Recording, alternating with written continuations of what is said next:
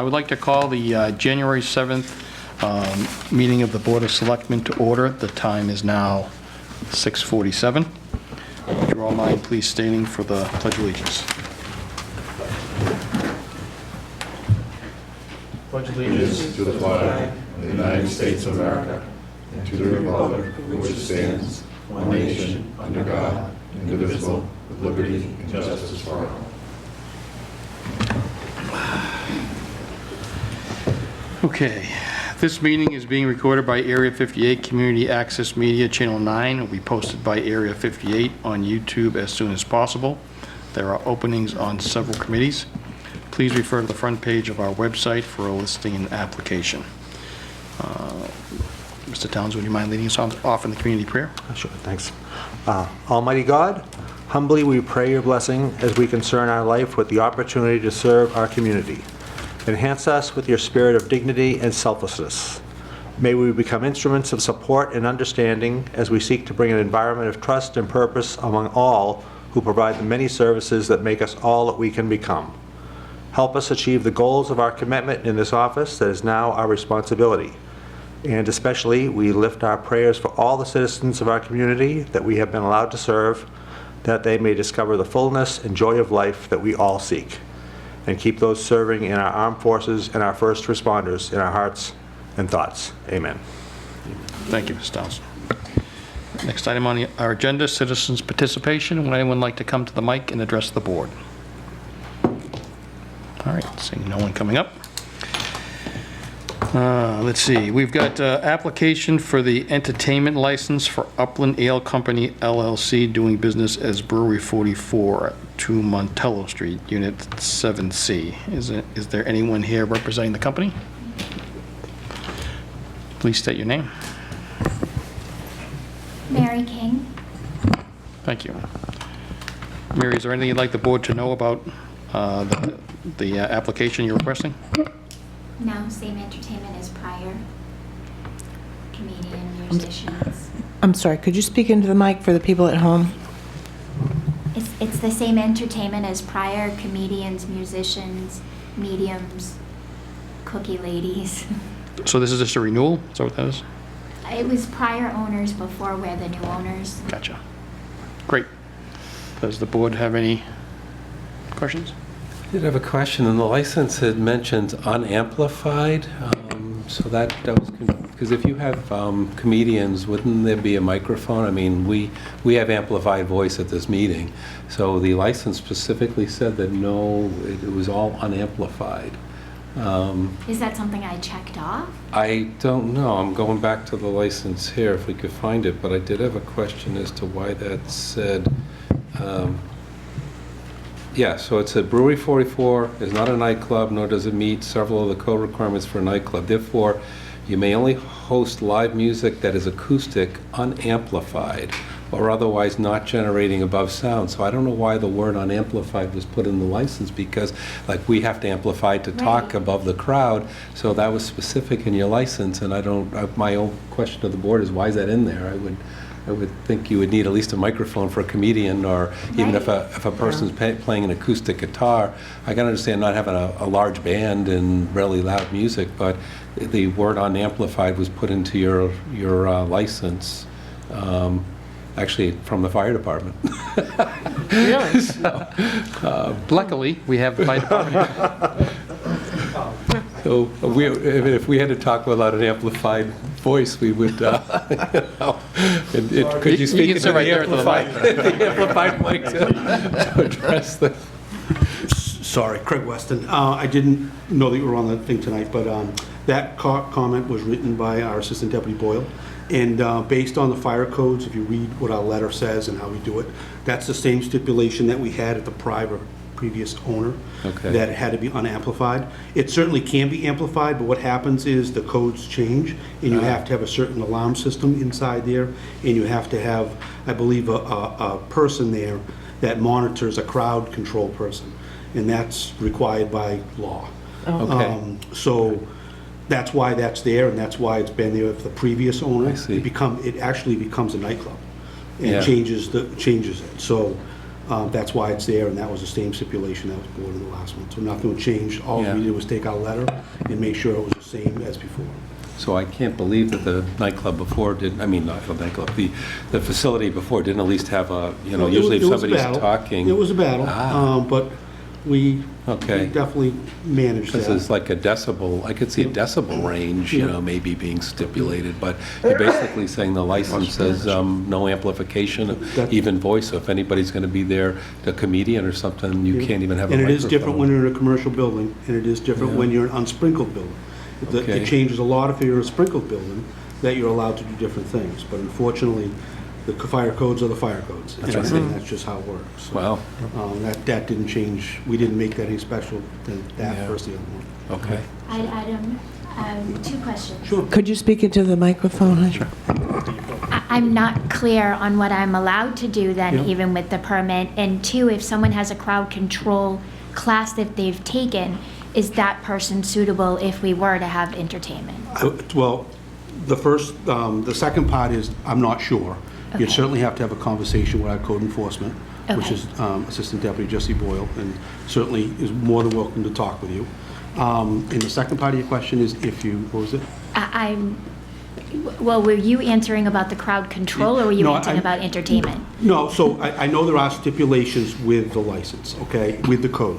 When you're gonna have that type of entertainment there, which what you're trying to do, it does require certain things. And one of them is, I believe, is a crowd control, if you're not gonna have amplified music and so forth. But there are other stipulations too. That was just one example. Right. Okay, and that conversation would have to be with Assistant Deputy Boyle. You know, again, a lot of things change. That building is not sprinkled, and that a lot of things would have changed if they were sprinkled. You could do a lot of different things, but it's not. Okay, and that's, again, these are the same stipulations that were put up with the previous owner. You can still do the same things, you just can't have an amplified. You can still have a comedian, you can still talk, you can do all those things. It just affects different things, because the alarm systems are not set up. When something gets really noisy and you start to amplify things, well, there's no alarm systems that compensate for that in that building. I see. Okay? That So building's you're not set up meaning for that the alarms wouldn't be heard because of the That's tone one of the the reasons, I'm sure, Okay. of the code, how it works. All of a sudden, if you get a bunch of people and they start having, doing what they're supposed to be doing, getting loud, and now you add amplified music to that, and the alarm system hasn't been set up for that because of the age of the building and previous owners that occupied it, you have to stay within that boundary, okay? And that's just how it So works. Chief, I understand you, the board could approve this license with the unamplified component to it, but should you require an amplified component, then that's a bigger discussion, because that would go back to the landlord to have Yeah, to that do goes whatever back. ramifications. They would have of- to upgrade the building Yeah. with a sprinkler system and a different type of alarm system, which again, is used in many types of buildings in other places, all the time, but this particular facility doesn't have that. So you're handicapped by doing Sure. that, is what it's been trying to put it. So if you'd like to get more information, if you need more information on this, we can I do. continue this hearing. Yes. I mean, I'm okay with it if it could be approved now, but yes, I'm not really sure what I am still allowed to Yeah. play then. If I have a comedian that doesn't have a microphone and I have an acoustical guy who can't play Sing, anything, right. I don't understand what the point of an entertainment permit is then. Well, I think through you, Mr. Chairman, I think it might be smart to have her table it and then have a conversation with both the building commissioner and the code enforcement. And then that way, I'm not saying their opinion will change, but at least you'll have some clarifications of what you can and can't do. Yeah. So just because it still might be called an entertainment, I mean, you still have entertainment. We're just telling you can't do certain things with that entertainment. And what is your time frame? We can meet in the next meeting, we can address this again. You don't have to wait a month, and I'm not So sure. you're meeting next week? We meet every 2 weeks, so. Right, so it's 2 more weeks. Yeah. So what is that? 21st would be a nice 21st. And just for clarification, if I may, Mr. Chair, the chief said you would be meeting with the code enforcement officer. That's Jesse Boyle, Okay. and he's our assistant deputy fire chief. And then the building enforcement officer is Rod Palmer, and he's downstairs. Okay. So if you got them together in a room, that would probably be a good idea. Okay. So it would not be beneficial to have the permit approved tonight and It's then up work to for a you. different one afterwards? We could, I mean, it just means you have to You're limited. You're limited to what you have. Yeah. You could still do events, as you mentioned, you just can't have amplified. Right, so I could still have a cookie lady, I could exactly. still have a birthday party in the Yes. event room. Correct. Yeah. I So we do could those approve sort of that, things. and then if you want an amendment or an updated license, you'd have to come before Yeah. us again. Yes, if I could Okay. go Yeah. that Would route. anyone like to make a motion? I'll make a motion to. Thank you, Chief. Thank you. Thank Thank you, you. Chief. Motion to approve. Second. We have a motion and a second. Any other questions, issues, or concerns? Seeing none, all those in favor? Oh, sure. Could you add approved contingent upon Carver Fire Department letter attached, or which we just reviewed, so I feel very confident in that. Sure, you can add that to the motion. Sure, you can add that to my motion. Thank you. Yep. Second. We have a motion and a second. Any other questions, issues, concerns? Seeing none, all those in favor? Aye. Aye. Aye. Aye. Opposed? 0, 5-0. All right. Good luck. Thank you. Next item, application for a change of business name, St. Moose DBA Santoro's Pizza in Burrito Family Street. Maria doing business as Santoro's Business, 90 North Main Street. Maybe, Mr. Torres Pizza. Santoro's Pizza, maybe Mr. Gannon can give me a little clarity on what they're trying to do. I'm not sure if I have 2 companies or 5. I think they're just changing the name, right? Mr. Chairman, they are just trying to change the name. It appears they've had a number of name changes here, though, and they, Is there anybody Keep here? compounding it. Is there anybody here for Santoro's? No. Okay. That's how I read it, is they're just changing the name. Yeah, The that's- business name is changing from St. Maria, doing business as Santoro's, to St. Moose's. doing Yeah, business. I think so. So that's what I read. It's still Santoro's in North Carver. Santoro's Pizza and Burrito. And Burrito. All right, so I guess we'll take them one at a time. Anyone like to make a motion to move the application for attainment license for Upland Ale Company LLC doing business as Brewers, So moved. 44 2 Monticello Street, Unit C. We have, Do we just do that? well, I don't think we made, I just read them off. Did we do a motion a second on those? I don't think That's- so. We just did the entertainment license. Yeah. Yeah, that's Oh, the one sorry. we just I voted just on. made a Sorry, motion 650. to approve Santora's name change. Okay, we have a motion. Do we have a second? Second. We have a motion and a second. Any other questions, issues, or concerns? Seeing none, all those in favor, say aye. Aye. Aye. Opposed, 0. All right, next item. The appointment of the Avenues of Honor Committee Veterans Agent, is it Celestine Cruz? Yes. Yep. She's our new veterans agent. I'll make a motion to appoint Celestine Cruz to the Avenues of Honor Committee. I'll Second. second that. Motion and a second. Any other questions, issues, or concerns? Seeing none? No, I just, as the chair of that committee, I just wanted to point out that she is our new veterans agent. She seems wonderful, lots of experience, very on the ball. And the way this committee was set up, it's supposed to have the veterans agent on it, so, which we haven't for a while. So this is great. Great. Would anyone, sorry, we have a motion and a second? Yep. All those in favor, say aye. Aye. Aye. Opposed, 0. Let's see, next item on the agenda, to ratify the police chief and fire chief employment contracts. Motion to ratify the police chief's employment contract. Second. We have a motion, we have a second. Any other questions, issues, or concerns? Seeing none, all those in favor, say aye. Aye. Aye. Opposed, 0. Motion to ratify the fire chief's employment contract. Second. Motion for a second. Any other questions, issues, concerns? Seeing none. All those in favor say aye. Aye. Aye. Opposed? 0. Okay. All right. Welcome. Thank you. Thank you. Next item, update on the town's first right of refusal for agrivoltaics solar project. I said that right? Yes, Mr. Chairman, I don't see the town assessor here, and I do know they have a meeting. Maybe they'll be joining us later. I've sent him a text message. I see if he The responds. time is 7:10 also on the Yeah, agenda. we're- but I don't know we're if going a we little bit caught ahead. up to our We're moving our fast. agenda. Yeah. Oh, maybe we could skip over this and Sure. Go We back. can go back and revisit. You want to let the Fire chief know we just ratified the contract. Yes. You missed it, you're all set. Ratify the contract. We voted. We ratified one of the two. Yeah. We made some changes. Thank you, I appreciate it. Thank you. Thank you. All right. So next item, discussion on, impossible vote on town administrator's evaluation form. Well, this is just placed on the agenda because I think that it's mainly, Mr. Gann, I just didn't know this is your first process going through it. Are there any questions or concerns, or if the board had any changes they want to make to the format? I just wanted to bring it up now before we go into the process. I could say I'm very comfortable with the evaluation form here that's laid out here. The process is laid out in my contract.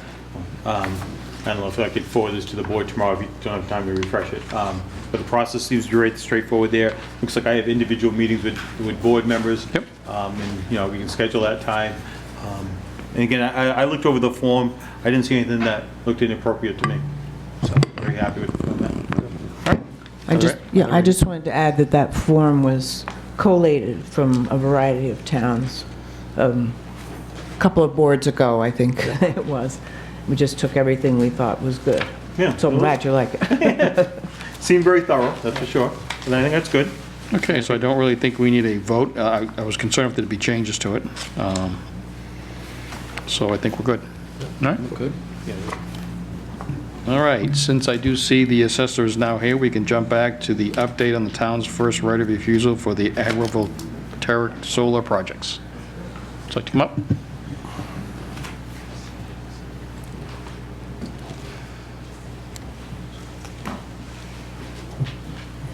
Good evening. Good evening. I'm Joe Roach. I'm the town assessor. I'm joined by Matt. Joe Roach, I'm the town assessor. I'm joined by Matt Thomas, who's special counsel to the Board of Assessors. Glenn asked us to come in and give an update regarding the town's right of first refusal as it relates to dual-use solar projects, because there's been recent changes to the law and there's some confusion, you could say. So, turn it over to Matt. Thank you. Good evening, everybody. Good evening. My name is Matt Thomas. My office is located at 4 Park Place, Suite 101, New Bedford, Mass., and I serve as special counsel to the Board of Assessors. And I'm very happy to be here tonight to discuss this with you. There has been a lot of discussion about dual-use solar. So dual-use solar, as most of you know, is a solar facility that is located on an agricultural property. They call them agrivoltaic solar. And it's a great project, it's a great process, because the idea is that it's done in such a way that it does not adversely affect the underlying agricultural use. And so it plays in well with two of the state's important priorities. One is sustainable energy, and the other is protection of family farms and farming. So it works very well together in the long run. There's a couple of hiccups along the way that are caused, unfortunately, by the way the statute's written, and some things that have happened post-COVID. But in essence, the prime protection for agricultural property, as you all probably know better than I do, is Chapter 61A. And the idea behind 61A came out as a result of a number of studies that were done that years ago that found that the pressures on farming and on farms were such that the values of the properties were such that they were getting killed with taxes, quite honestly. And so they looked at what other jurisdictions were doing, and other jurisdictions had come up with this process whereby you lower the valuation of the property, but you assess them a commercial rate if you have a split rate. But by lowering the value of the property, you allow them to get some relief on their taxation so that they can survive as a sustainable farming interest. And they have to produce a certain number of crops or whatever it is. That's one side of what they were looking to do. There was concern at the same time that while they were providing this relief for agriculture, they didn't want to adversely affect all of the rest of the taxpayers and have a situation where you could have the town or the city actually providing tax relief to a developer who was holding the property until they could use it for their commercial purpose. And there's a case, Sudbury versus Scott, that actually explains this from the Supreme Judicial Court. So the idea was that they would create almost a three-legged stool to do this. One would be the conveyance and rollback tax, so that if you were selling the property for a non-agricultural purpose, you would pay a conveyance tax. If you were converting the property over, but not by sale, but for another use, you would pay a rollback tax. That's one leg. The second leg was to make sure that the municipality had the ability to buy the property through a right of first refusal if it was being sold or if it was being converted. And so if it's being sold, they have to provide a 120-day notice to the Board of Selectmen and copies to other boards. And they have to attach a purchase and sale agreement. And the town has the right to match it. And that's the way that the law decided that municipalities could provide protection, that if it was a special type of property, or if it was an agricultural property they wanted to keep and didn't want to let get turned into housing or anything, you could buy it, or you could assign those rights over to somebody. And the way that it's typically done is they would assign the agricultural development rights over to somebody. So that's the second leg. The third leg that protects everything is the lien. So when you apply annually for Chapter 61A rights, there's a lien that continually stays on record until you're no longer in the program. That lien is the ultimate protection, because if you're selling the property and somebody's going to financing to buy it, it's going to come back as a cloud on the title, and that's what forces everybody to come back to the town in the long run. So that's the general rule. And the general rule is that's how it protects agricultural while not adversely affecting the rest of the taxpayers. A property owner can choose on their own to not get the benefit of the system of Chapter 61A. They can just not file. And if they don't file by December, then they will not be assessed under Chapter 61A for the next year.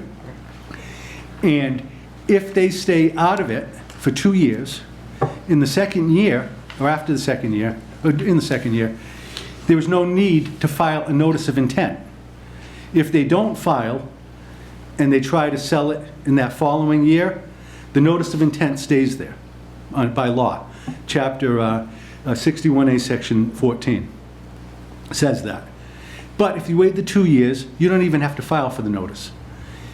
The rollback tax stays for 5 years after you take it out. And that's to make sure that you're basically paying back to the municipality the benefit that you got during that period of time.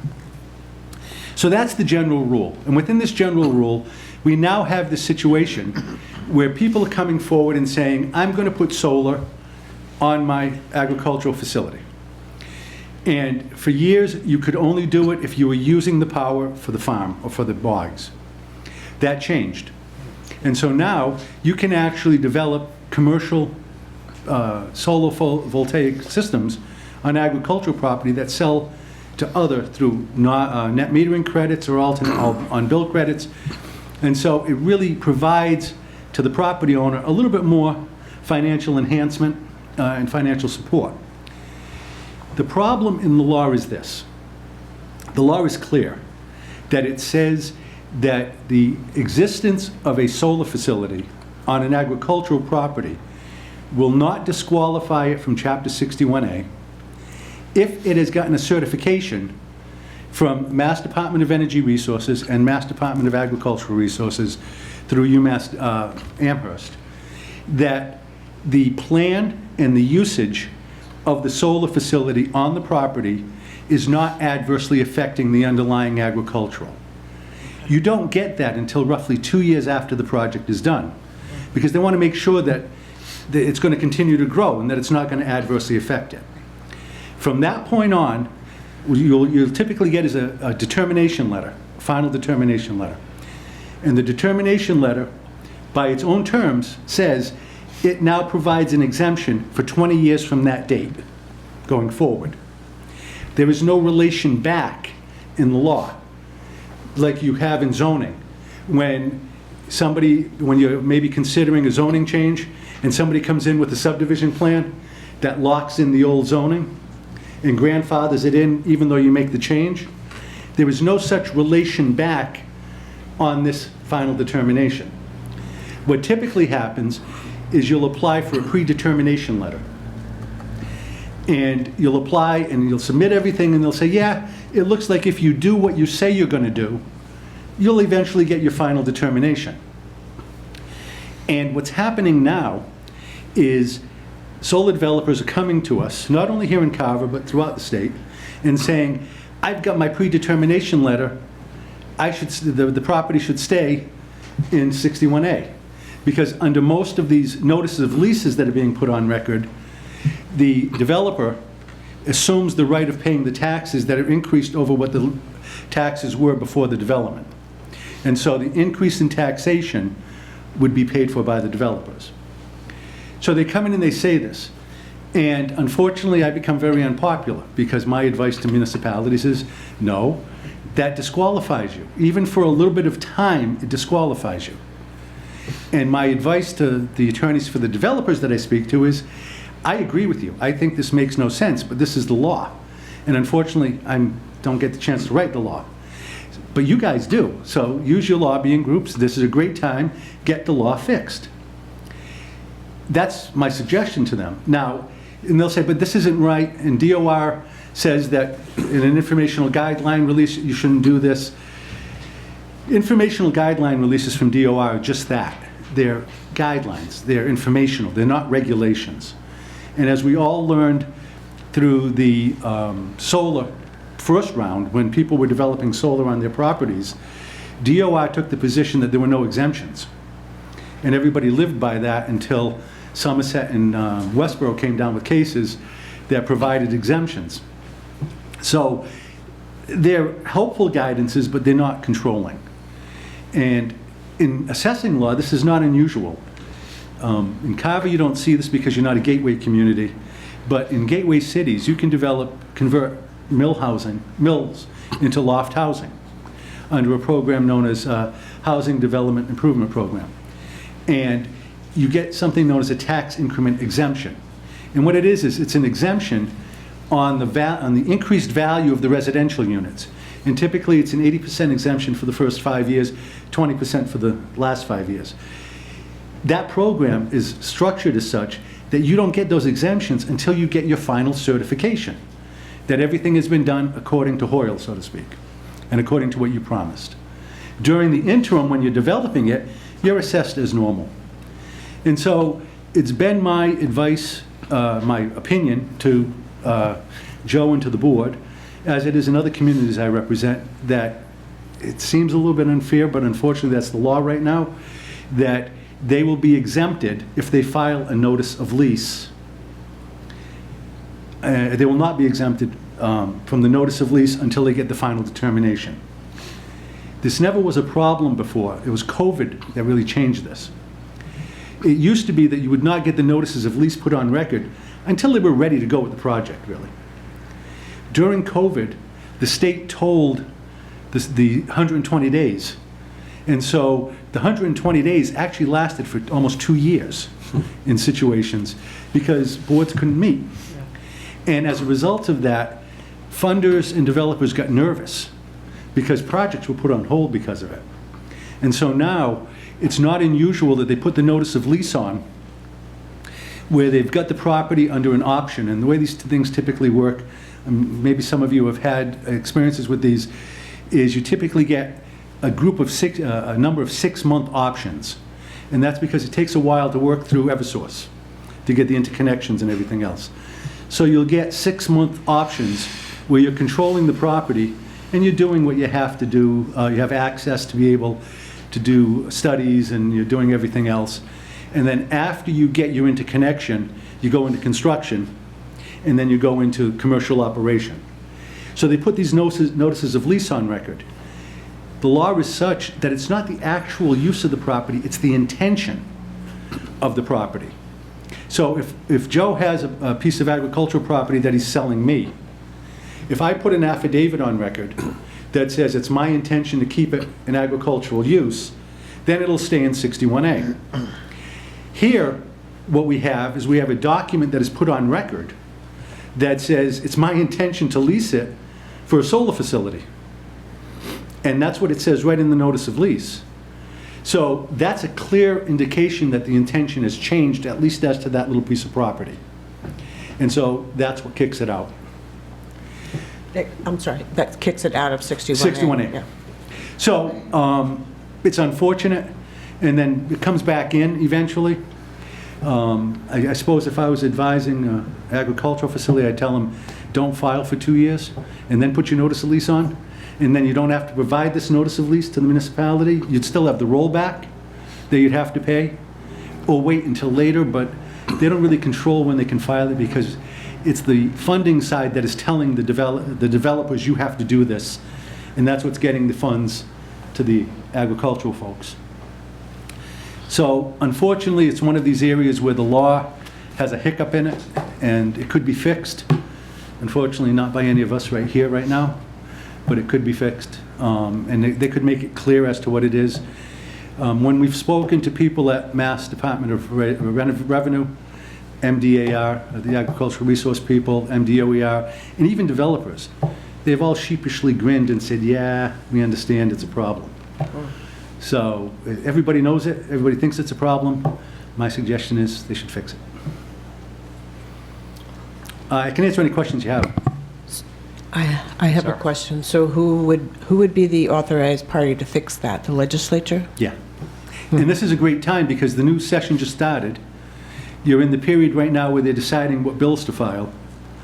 And it could be a situation where the various growing co-ops and agricultural interests could get together. I really don't think that you would have a situation where the Assessors Association would fight it. I think we all want clear definitiveness as to how it works. People understand it doesn't make some sense the way it is, and so I don't really think, I mean, we've worked together between the assessors and the developers in clearing up the law as to the exemption.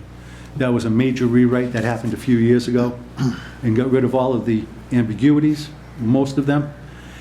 And as I said, this is a perfect time. The general court just started a new general court. They're in the process right now of drafting bills. And so that would be, I think, the appropriate way to handle it. So if I may, how would the bill be worded? It could say that you get the exemption, or the exemption is imputed from the time you get the predetermination letter. And so, assuming you build, actually, you could take what DOR has put into an answer to a frequently asked question and make it the law. So DOR has basically said in a frequently asked question response that it makes sense to impute that from the time you file the predetermination letter, that you'll be exempt, assuming you come through at the end with the final determination letter. The trouble with that is if you were to do that, that's fine. If you weren't, the town loses the ability to go back and assess what it gave up. Yeah. Because there is a period of time where you have to do revised and omitted bills by June 20th of the fiscal year you're in. So if it's taking 3 years, you're losing 2 years' worth of tax revenue from it, if you follow that right now. There's a precedence for this in tax increment financing. The law provides a clawback for municipalities where if they give a tax increment financing deal to a developer, and that's where you kind of phase in the new growth over time, if they don't do what they're supposed to do, you can terminate the agreement and you can claw it back, what you gave them, and you can file it as a revised and omitted bill under Chapter 59, Section 75, notwithstanding the fact that you're doing it after the fiscal years. So the law says it. So they would have to do something like that in there to provide the protection. I mean, I think in everybody's mind, the goal is you want to provide support to the agricultural interests. They're so important, and they're part of the fabric of what make our area what it is, really, and the history of our area. But you want to do so in such a way that you're not putting the rest of the taxpayers and the revenue of the town at risk in any way. Mr. Gannon? Mr. Chairman, it's good. I did ask the assessor and Matt to show up today, and thank you for coming. because I have heard from the Cranberry Growers Association that they're concerned about these properties having to come out of Section 61A. There may be a project that comes before the board fairly soon. And again, I just wanted to give the assessors the opportunity to discuss this with you, and maybe not a heated discussion. If it turns to that, I don't know how it'll go, but there is concern from the cranberry growers that these projects, they don't intend to take out a Section 61A, but they are, the opportunity will be there for the board. So I just wanted to let you know that. That's all. Okay. Anybody else?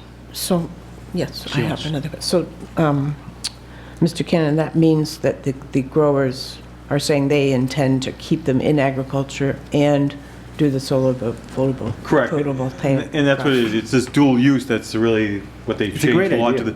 And they thought they changed the law correctly, but again, there's this loophole in it, if you will. Mr. Ryan? I was going to ask, how does this impact the pilot programs? So when they take, the 61A property, put the solar on, you negotiate a pilot, so we are getting dollars per se, payment in lieu of taxes, so how does this play with that? It really wouldn't impact the pilot programs because pilots cover the personal property, generally speaking, from when the personal property is on site as of January 1st, the assessment date. The underlying real estate in Carver, we never include that in a pilot. You can, in theory, if they're both held in common ownership, the real estate and the personal property, but we don't include real estate taxes into pilot agreements, so they're two separate components. Okay. I just have a comment, I guess. I worked for a cranberry company for 10 years. I'm a little confused with regards to when the solar is up and it's supposed to move, right, the solar voltaics to where the sun is. Well, we had many years of having great crops, and then they tried to mimic it the next year, and they needed water, sunlight, and they had to have everything to try to match what they did the prior year to get the right yields. Putting something in the way of sunlight, I think, is going to have a detrimental effect. I could be wrong on the yields for these bogs. So my general question is this. You mentioned something about a 2-year period where the bogs get examined to see if the fruits are the right color and size and everything else. So that 2-year period goes by and they're meeting whatever threshold that they have. And then they get their certification for 20 years, right? Well, yes, but there was one piece to that. But because I think- one last question was, so in the 5th year, Gotcha. let's just say I have an answer for you. they decide the bog goes fallow and they're not Right. going to use it anymore. What happens then? So what happens is they give you 2 years before you get the determination letter, typically. And that's because they want to make sure, because to be very frank with you, Mr. Carter, you're 100% right. Okay, there's a concern here. When you're even developing this, you have to satisfy this thing called the shading tool, which is a program that you go through that's a lot like when you're trying to build a boardwalk over the water, and you want to make sure that you're not creating shading for the underlying marine industrial, it's a marine property, marine Vegetation. vegetation, thank you, that lives underneath there. So they have the shading tool. So you get your certification. Every year, you have to file a report for the next 20 years in order to keep the exemption that says that you're satisfying the requirements of it and that you're not adversely affecting the thing. Now, it plays out, that's one way to protect it. Another way is even during the development, I did a project, Ring Road Solar, which was in Plimpton and in Kingston. It straddled both lines. And at the last minute, they had to redesign the project. And Kingston's share of solar went down from, I think, 2 megawatts to almost 0.3 megawatts because they had to redo it to be able to fit over the bogs the way they had to not adversely affect them. So it's a concern, and it's a concern that the growers have had all along. And the state has responded to that by use of the shading tool and requiring these annual reports every year that you're going to do this. In essence, what you do is, if we have an exemption under forest land, you have to do a forest management plan.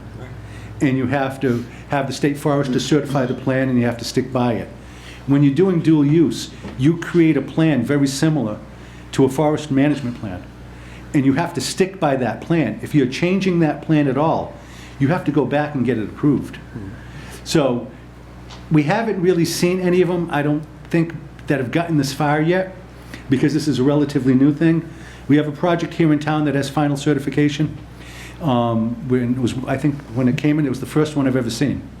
And I've been doing this for quite a bit of time, because they just hadn't issued them. They hadn't been around that long.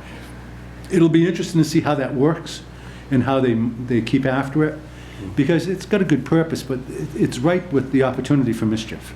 And is there an overall burden to either this maintenance of what, like you're saying, making sure that you're in line with the agreement? Is that the local town's responsibility to make sure that you're doing it correctly, or does the state come in and? Well, what happens in most instances is they want you to get a copy of the report, okay? And it should be attached every year that they're doing their Chapter 61A. And if you see that it's off, you could raise the issue. But sooner or later, it'll be the state that'll do that. But as we all know, there's many challenges on state enforcement on things, and they'll get to it. It's just when. They have every intention to get to it, but staffing being what it is, you know? Okay. So I have a question. What are we being asked to do? I don't think we're being asked to do anything. I think this was just more a briefing so that you understood what I meant when this came out of an email I think I sent to somebody, and I think it was an opportunity to have you ask questions about it, have me be able to explain it to you, just so you had a little bit of background so that if projects come in, you understand why we're taking the position that we're taking. Okay. So just for clarity, so if the projects come in, they'll be asking us, they're required to ask us if we want to exercise our right of first refusal. Yes. But what they would really like is for us to wait till they get that determination letter. They would actually like for you not to require them to do that. They would like to come in and say, let's not ask for the notice of, we don't even want to come talk to you. Okay. With all due respect. And it's just something that there's no way to force it, to be frank with you. And this is the agricultural community Right. we're talking about. Okay. The way that it gets enforced, I mean, the town can't say, you have to file a notice of intent. Right. Okay? What'll happen is, it'll actually be the funding community that'll say to them, you didn't get the lien released. You didn't get the lien released. Did you go to the town and where's your release from the 120 day, from the right of first refusal? Okay. And that notice is a notice of intent to convey. It's not a notice of I'm conveying. It's a Right. notice of intent. Right. So that's why a lot of this conversation about, oh, we're not going to do it yet, we don't have to do it. The law is intent. Right. So here, I think you may see situations where the growers may say, or any agricultural owner may say, we shouldn't have to do this. Right. And it's really not them that is saying it. They're being told this by the developers because they've lived under 61A their whole lives, so to speak, in the business. This is really coming from the development community, telling them, look, we need you to do this so that we can give you this money. Okay. So the agricultural community would prefer just that we just let them wait and get their determination and then... I think that's what it is. They'd rather not that they stay in 61A. As long as they file for a predetermination, Right. they stay in 61A, and they're not waiting until later on, Yeah. until they get their final determination, because we're basically kicking them out for a couple of years. And it's during that couple of years where, in all due honesty, they're not paying it. It's the developers that are paying it. And so they're being made whole. It's the developers that are paying this. Right. And the developers are telling them, I used to represent developers, they have to do their job. They're telling them, you shouldn't have to come out. And one last point, I've said to every one of them I've talked to, give me something that says otherwise. Not an opinion. Give me something in the law that says otherwise, and I'll look at it. I mean, believe me, we don't want to be kicking these people out only to put them back in. Right. It's extra administrative times, just sometimes you have to do what the law says you have to do, even though you don't want to. Great. Thank you all for the opportunity. It was nice Thank you. seeing you all. Thank you Stay very warm much. out there. It's really windy. The next item on the agenda, we have the opera update. Sure, Mr. Chairman, I'll go through this fairly quick. As you know, we really have kind of closed out the financial end of the opera program. On the Plymouth County allocation, that's $2,114,308.49. We've spent all of that money, or allocated all that money, I should say. We are still in some of the projects, which I will get to. And then on the federal allocation, $1,335,987.95. We've actually overspent by $622.71, which we'll cover under the town. We can do that. Yeah, actually, you want to do that? I'd rather be over and under in this case because, not giving back any money. But really, the task for town staff now is to ensure that all these projects are done in a timely manner. I think we're still seeing some of the effects of COVID out there, both on the supply chain issues and on the labor side. So we're still tracking some of these projects to make sure the funding is all spent. So that's really where the key kind of comes down to for us right now. A few of these just to kind of go over. I know we've talked about this one quite a bit. It's the mechanical air quality system at the middle high school. They're hoping to do the labor over what the break we just had, a February break and then April break. So we're going to continue to monitor that. Municipal well corrosion. Again, this is one of the things we're anticipating a completion in March due to back orders. Again, we are waiting for parts in there, so that's one of the things. Decommissioning the 22 private wells. We've had some trouble reaching out to homeowners, getting them to agree to allow us to come onto their property to decommission these wells. These are the wells that are no longer providing drinking water to the homes or any water for the home, but they just haven't been decommissioned yet. They're on the North Carver water system. We are working with DEP to address these issues with the homeowners. May I interrupt? Jones? What is the homeowners, what are the homeowners' issues with this? Do we know? I don't know of any individual issues with the homeowners. It's mostly they're just not responding back to us. So we're trying to reach out to them, that's all. Sorry, does decommissioning their wells stop them from getting water out of their wells? Like some people use the water their grass? That's what I think. I think they're still using the wells to water the grass, and DEP really wants to have these wells decommissioned. Oh, okay.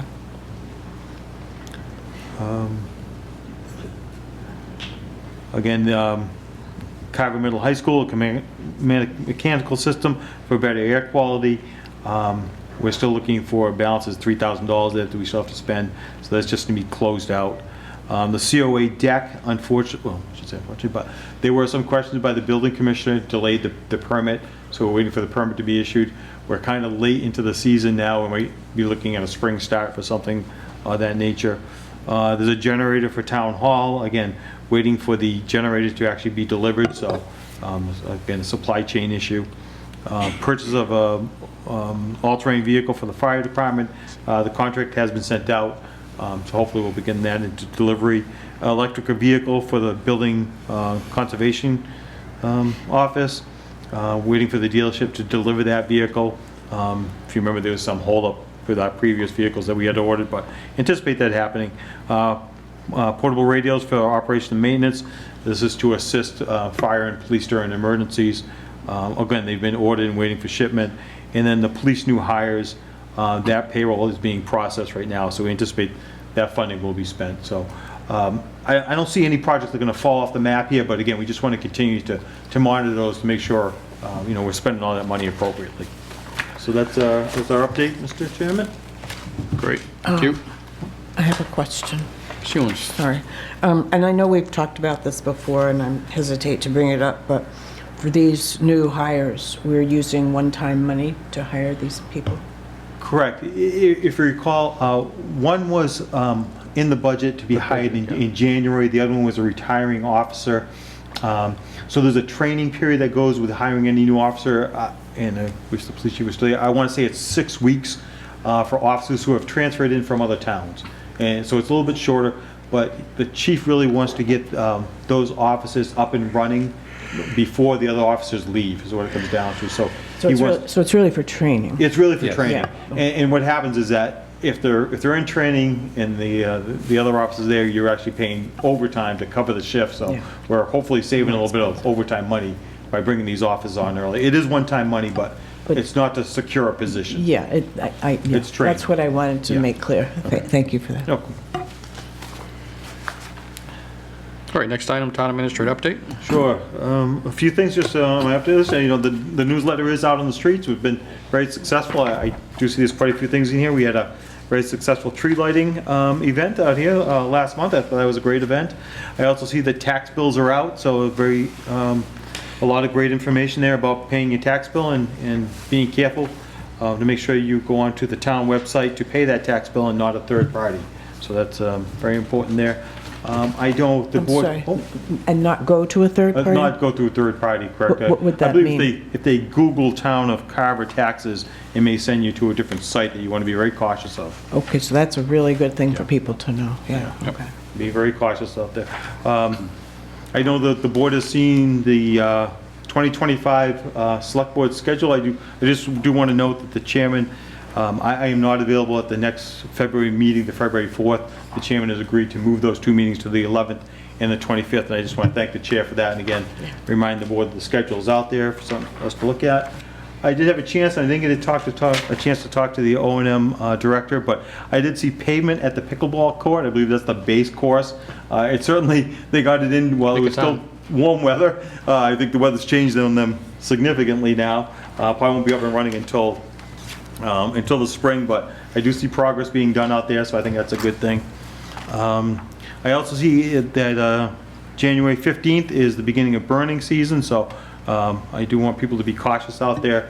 It hasn't started yet, so let's refrain, right? But one of those things to look out for. My next thing would be the North Carver Water District. I really don't have an update for the board. I don't believe they've had a meeting recently. I think a few of them got delayed, so I don't have a real update for you. I know they're still looking to hire a system distribution operator that's required by DEP, and they're also looking still to hire an engineering firm to come in and do an assessment of the entire facility to see what the true cost would be to get the facility back up and running. And as far as I know, those two contracts have not been signed. And is the North Carver Water District paying for that?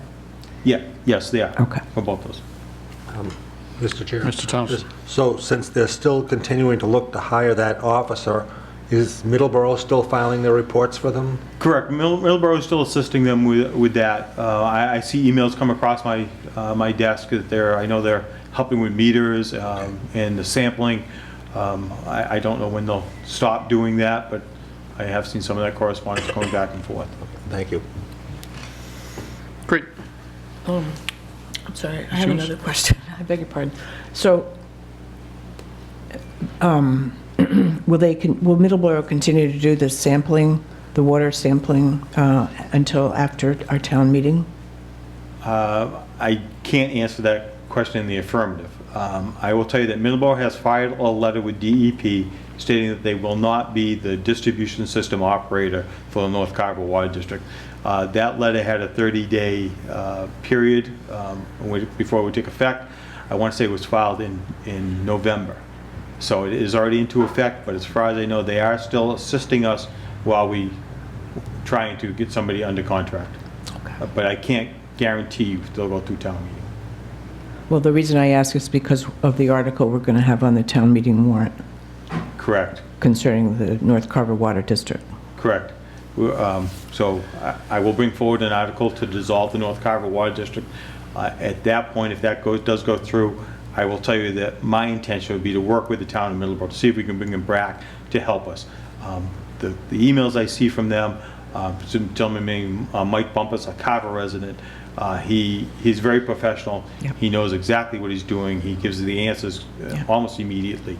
I couldn't think of a better resource for the town of Carver to have, quite honestly. Yep. And he runs a very large department, you know. So I think, you know, he running the North Carver Water District is not a big undertaking for him. Right. But again, we need to bring them back, I would say, under an agreement or under a contract, one or the other. I agree. Thank you. All right, no topics anticipated within 48 hours. Next item, the approval of minutes for December 3rd. Make a Would motion anyone to like to make a approve. motion? We have a motion, Second. and we have a second. All those in favor of approving the minutes from December 3rd, say aye. Aye. Opposed, 0. I'd like to make a Motion to approve December 17th. Second. Motion, second. Questions, issues, concerns? Seeing none, all those in favor, say aye. Aye. Aye. And not for release. No, we haven't voted on it. Oh, we That's haven't the next gotten one. there yet. That's the Sorry. next one. I'll make a motion to approve the executive session minutes not for release from December 17, 2024. Second. We have a motion and a second. Questions, issues, concerns? Seeing none, all those in favor, say aye. Aye. Aye, opposed, 0. Next item, Select Board announcements. Ms. Hewens? Thank you, Mr. Chair. The first thing is just that when burn season starts on January 15th, be sure you get your burn permit at the fire department. Makes sense? And the other item is that I hope everyone remembers Shane gives thanks at every time of year. It's the town's food pantry. It is for people in need, and particularly veterans. So thank you. Mr. Hoffman? I just want to wish everybody a happy and healthy new year. Winter is here, so everybody be safe, and check on your elderly neighbors. Mr. Ryan? Same, I'd like to wish everybody a happy and healthy new year. And I was talking to the town clerk, Cara Dayhill, earlier and before the meeting, and she mentioned that the town has a number of centenarians, and I'd like to maybe put on the agenda in the future that we recognize ones that have not been yet recognized. And so once upon a time, the town had a tradition of giving the Boston Post cane to centenarians, and I think it disappeared. But I think Kevin Tracy was good enough to actually create a replica. Yeah. And just prior to the meeting, we found the replica. Shelby found it in the Select Board office, so I've placed it back into the display case. So if anybody's interested in looking at it, we have the Boston Post the replica of the centenarian cane that we used to provide. And if we could add that as a future agenda, probably to recognize any that have not. I think Shelby mentioned she has a list of some of the centenarians that have been already recognized, but there are some that we probably have not yet. So I think the board usually does that, and hopefully we can continue that tradition. Great. Mr. Townsend? I have nothing to add to what's previously been said. I just wish everybody a happy and healthy new year. Thank you. I would just echo the same thoughts. Wish everyone a happy new year. Hope the holidays were enjoyable, and that's all. Would anyone like to make a motion to adjourn? Motion to adjourn. Second. A motion and a second. All those in favor say aye. Aye. Aye. Opposed, 0. We are adjourned.